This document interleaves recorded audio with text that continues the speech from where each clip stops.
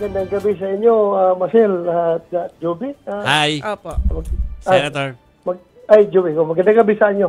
At si sa Chiki ating- po. Good evening, Okay. Senator. Yes, Opo. Sir, unahin ko na po yung inyo pong masasabi dun sa nabanggit ni Vice President Sara Duterte na parang meron na palang quote-unquote last wish. Etong si FPRRD, although ngayon naman maayos naman daw ang kalusugan, pero meron ng habilin pala kay VP Sara. Your thoughts on this, sir?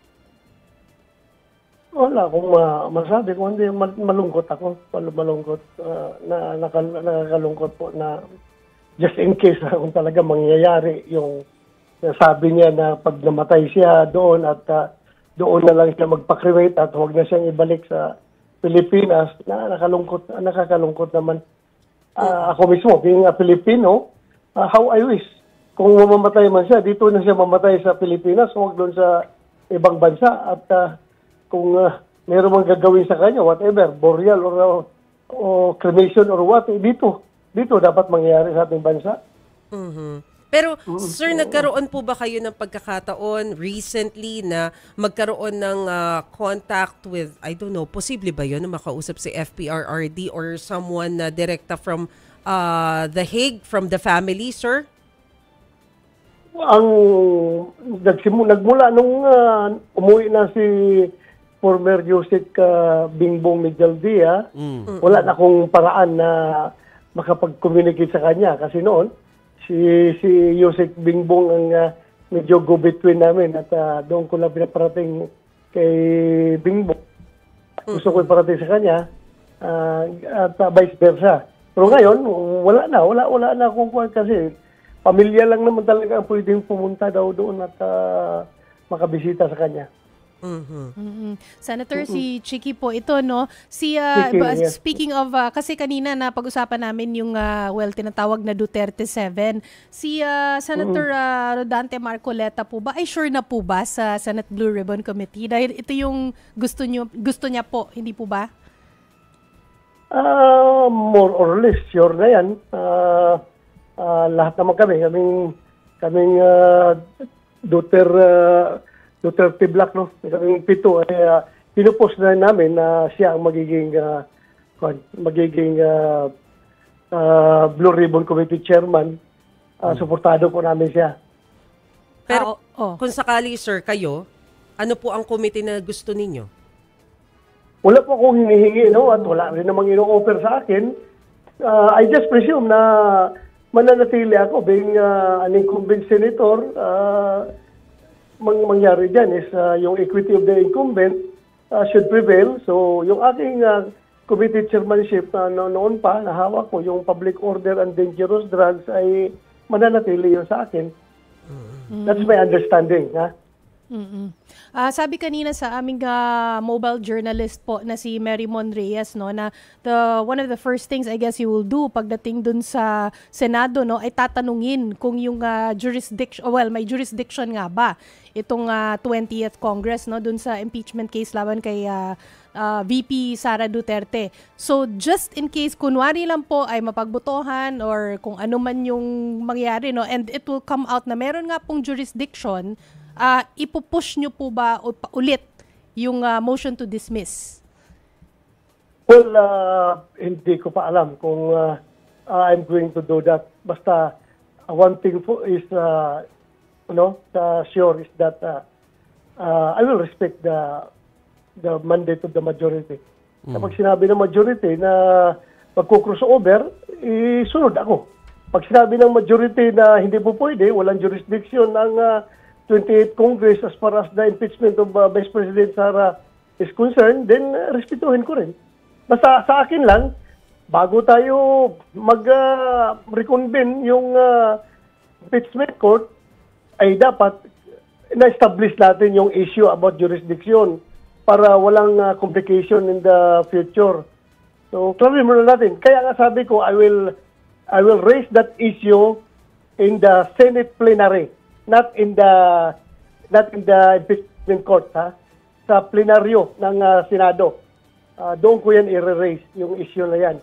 Para we'll settle yung issue on jurisdiction bago tayo mag-reconvene as an impeachment court.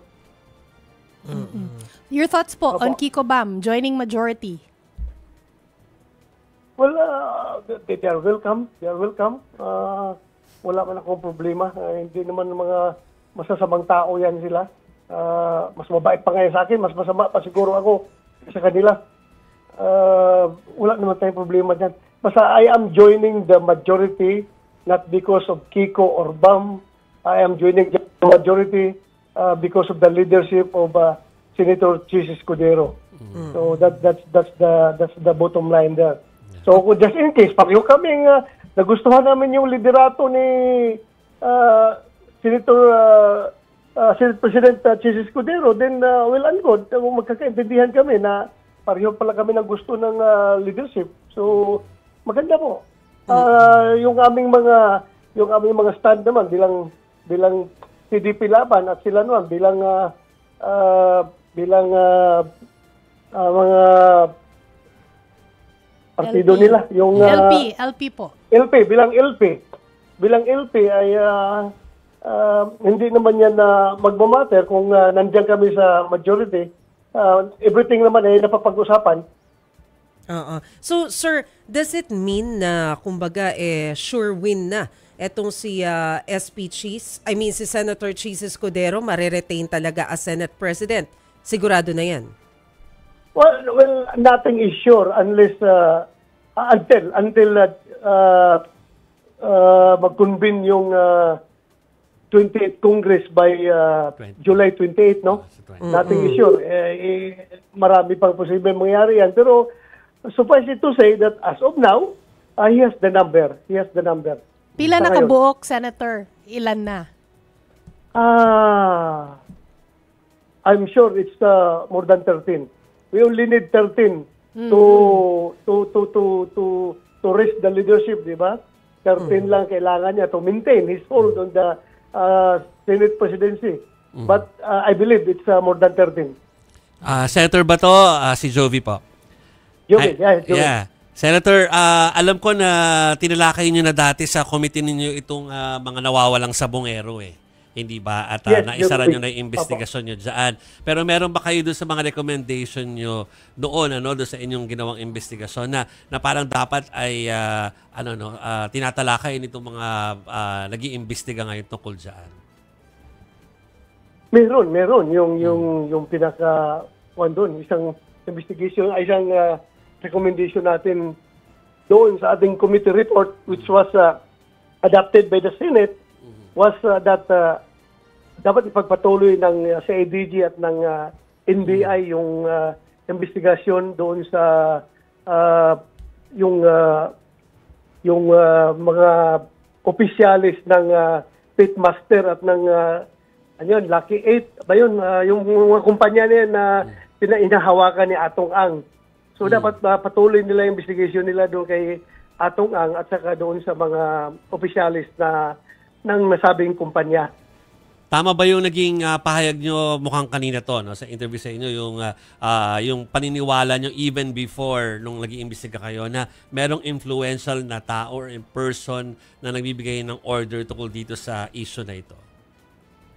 Yes, you cannot just banish these 34 souls without a trace kung walang somebody na very powerful behind their disappearances.